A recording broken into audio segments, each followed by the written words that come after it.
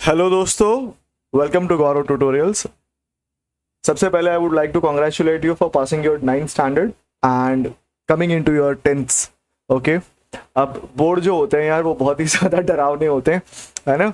लोग आपको बहुत सारे अलग अलग तरीके से डराएंगे, बट फिलहाल अगर आप इस चैनल पे पहुंचे तो हम इस चैनल में साइंस के बारे में ही बात करते हैं। और मैं आपको एक ब्रीफ आइडिया दे देता हूँ कि आपका जो साइंस सब्जेक्ट है उसमें कौन कौन से चैप्टर्स हैं। Alright, so for time being CBSE ने जो सिलेबस के अपडेट करे हैं उसके अंदर 13 चैप्टर्स आपको दिए गए हैं, जिसमें सबसे पहला चैप्टर जो है आपके पास में वो है आपके पास केमिकल रिएक्शंस एंड इक्वेशंस, जहां पर आप दुनिया भर के केमिकल रिएक्शंस के बारे में जानेंगे। बेसिकली यहाँ पर 4 तरह के रिएक्शंस होते हैं, 4 डिफरेंट टाइप्स ऑफ रिएक्शन होते हैं, उसके बारे में बात होगी। अगला चैप्टर है जहां पर एसिड, बेसिस और सॉल्ट्स के बारे में बात करेंगे। मेरे ख्याल से ये आपने शायद 7वीं या 8वीं क्लास में भी इसके बारे में कुछ पढ़ा था। Then comes third chapter. Name of the chapter is metals and non-metals. इसका एक ब्रीफ आइडिया आपको 8वीं क्लास में मिल चुका है और उसी को हम डिटेल में यहाँ पे पढ़ेंगे, जहाँ पर बहुत सारे फिर से केमिकल रिएक्शंस आ जाएंगे। और लास्टली हम लोग एक चैप्टर पे आएंगे केमिस्ट्री के, जिसका नाम है कार्बन एंड कंपाउंड, जो कि चैप्टर नंबर 4 है। यहाँ पर आप बात करेंगे ऑर्गेनिक केमिस्ट्री के बारे में। अगर बच्चों आप लोग को आगे जाकर के 11वीं क्लास में साइंस लेना है, ठीक है, तो ये चैप्टर आपके लिए बहुत ज्यादा इंपॉर्टेंट रहेगा। ये आपके एक सब्जेक्ट का बेस बनेगा। इस सब्जेक्ट को कहा जाता है ऑर्गेनिक केमिस्ट्री। तो अगर आपको 11th में जाकर के साइंस स्टडी करना है तो it is a humble request to all of you कि आप इस चैप्टर के ऊपर बहुत ही ज्यादा फोकस करें। ऑलराइट, ये जो 4 चैप्टर जिनकी मैंने बात करी, ये 4 चैप्टर्स फॉल करते हैं बच्चों केमिस्ट्री के अंदर। Okay, these 4 chapters belong to chemistry. Alright, so let me write it this here, chemistry.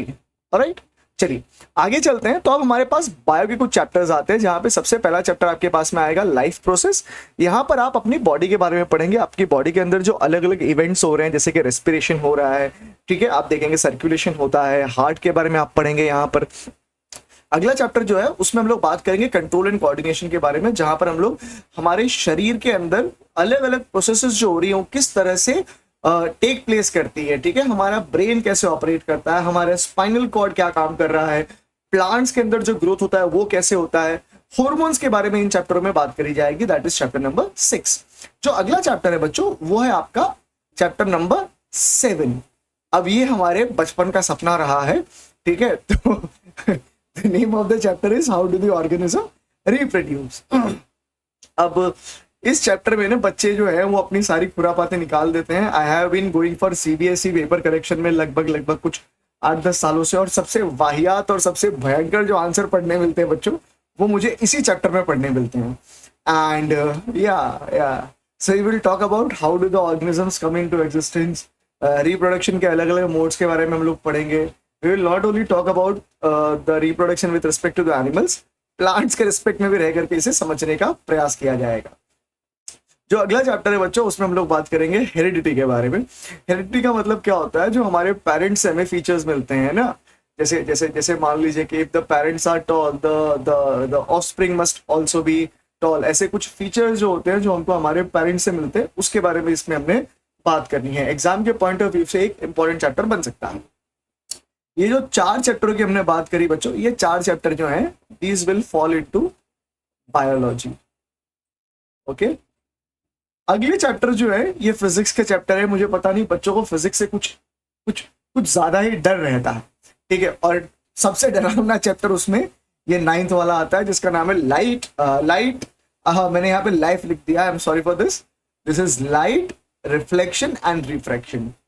Okay, light अलग अलग प्रॉपर्टी शो करती है, लाइट के अलग अलग इवेंट्स होते हैं, उनमें से 2 इवेंट जो है वो है रिफ्लेक्शन और रिफ्रैक्शन, जो पूरे के पूरे चैप्टर में चलेगा। इसके अंदर हम लोग मिरर के बारे में पढ़ेंगे, हम लोग लेंस के बारे में पढ़ेंगे, और साथ साथ में बच्चों यहाँ पर हमारे पास न्यूमेरिकल्स आ जाएंगे। ऑलराइट, न्यूमेरिकल्स आ जाएंगे। इसमें आपको बहुत मेहनत करनी होगी, बहुत अच्छे से प्रैक्टिस करनी होगी। राइट, 10वां चैप्टर जो है बच्चों वो है हमारे पास human eye and the colourful world. अब हम हमारे नेचर में बहुत सारे ऐसे इवेंट्स देखते हैं, जैसे कि सूरज जो है वो सवेरे सवेरे लाल कलर का दिखता है, बादल लाल कलर के हो जाते हैं, वही बादल दोपहर में ब्लू कलर के दिखते हैं, शाम को फिर वो बादल जो है, जो आसमान है वो हमारा फिर से लाल कलर का हो जाता है। हमें बेंडिंग ऑफ लाइट से रिलेटेड कुछ देखने मिलता है, जैसे कि ट्विंकलिंग ऑफ स्टार्स होते हैं, ठीक है। तो ये सारे इवेंट्स के बारे में हम पढ़ेंगे चैप्टर नंबर 10th में। 11 चैप्टर जो है बच्चों ये है इलेक्ट्रिसिटी, जहां पे हम लोग इलेक्ट्रिसिटी के रिस्पेक्ट में सब कुछ पढ़ने वाले हैं। यहाँ पर आपके पास में सीरीज कनेक्शन और पैरेलल कनेक्शन आएगा, जो एग्जाम के पॉइंट ऑफ व्यू से बच्चों बहुत इंपॉर्टेंट बन जाता है। और साथ साथ में लाइट ही की तरह इस चैप्टर में भी आपको क्या मिल जाने वाले हैं, न्यूमेरिकल्स मिल जाने वाले हैं। तो इस चैप्टर में अगेन आपसे उम्मीद यही रहेगी कि आप लोग भर भर के प्रैक्टिस करें, ठीक है। अच्छा, आगे बढ़ते हैं और अगले चैप्टर पे चलते हैं, जहां पर बात करेंगे magnetic effect of electric currents के बारे में। ये चैप्टर जो है बच्चों को बहुत बहुत बहुत ज्यादा परेशान करता है। इसमें से बहुत सारी इंपॉर्टेंट चीजें जो हैं सीबीएसई ने पिछले सालों में निकाल दी हैं, जैसे कि इलेक्ट्रिक मोटर और जनरेटर। तो कंपैरेटिवली चैप्टर थोड़ा छोटा हो गया है और आसान भी हो गया है, ऑलराइट। और लास्ट में जो चैप्टर हमारे पास बचता है बच्चों वो है अवर एनवायरमेंट। एग्जाम के दृष्टिकोण से बहुत ही आसान चैप्टर है, और हर साल इसमें से एक दो क्वेश्चन तो बन ही जाते हैं। जैसे इस बार इसमें से बना था बायोमैग्निफिकेशन, ठीक है। एनसीईआरटी ने एक छोटा सा पॉइंट दे रखा है बायोमैग्निफिकेशन के बारे में, बट एग्जाम में ये अच्छा खासा क्वेश्चन बनकर के आया हुआ है, ऑलराइट। इसके अलावा आपके पास एक और चैप्टर बनता है, वो है मैनेजमेंट ऑफ नेचुरल रिसोर्स, ठीक है, मैनेजमेंट ऑफ नेचुरल रिसोर्स।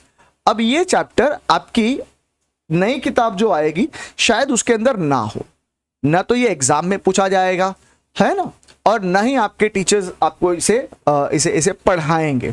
तो ये जो चैप्टर है बच्चों, ये एनसीईआरटी ने, ये जो सीबीएसई ने जो चैप्टर हमें दिया है, वो ये चैप्टर हमें ये समझ करके दिया है कि इस चैप्टर को हम लोग सेल्फ स्टडी में इंक्लूड करेंगे।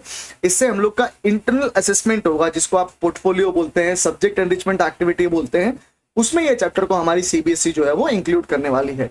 एग्जाम में इस चैप्टर के अंदर से कोई भी क्वेश्चन पूछा जाने वाला नहीं है, ऑलराइट। तो आई होप मैंने आपको एक फेयर बिट ऑफ आइडिया दे दिया होगा कि आपका 10th जो है वो कैसा रहने वाला है। आपके पास 10वीं क्लास में साइंस सब्जेक्ट के अंदर 13 चैप्टर्स हैं, और अगर आप 1 अप्रैल से पढ़ना स्टार्ट करते हैं तो आपके पास इनफ टाइम मिल जाएगा पढ़ने के लिए, ठीक है। एकदम अच्छे से आप रिकॉल कर सकते हैं, रिवाइज कर सकते हैं। पढ़ने के लिए तो आपको अच्छा खासा समय मिल रहा है। अप्रैल से लेकर के आपके पास में फरवरी तक का टाइम है बच्चों, ठीक है। अप्रैल से लेकर के फरवरी तक का टाइम है। अब आप मंथ काउंट कर लीजिए, हर महीने में अगर आप 2 चैप्टर भी खत्म करते जाते हैं तब भी आपका सिलेबस मुझे लगता है लगभग दिवाली तक पूरा कंप्लीट हो जाएगा, है ना। और दिवाली के बाद में आपके पास सिर्फ और सिर्फ जो काम रहेगा वो क्या होगा, वो काम होगा आपके पास में रिविजन का। बातें सुनने में बहुत अच्छी लगती हैं, करने में बहुत अच्छी लगती हैं, बट इसको एग्जीक्यूट करना थोड़ा सा मुश्किल हो सकता है आपके लिए भी और हमारे टीचर्स जो है उनके लिए भी। सो wishing you all the best for your 10th standard, and yeah, God bless you.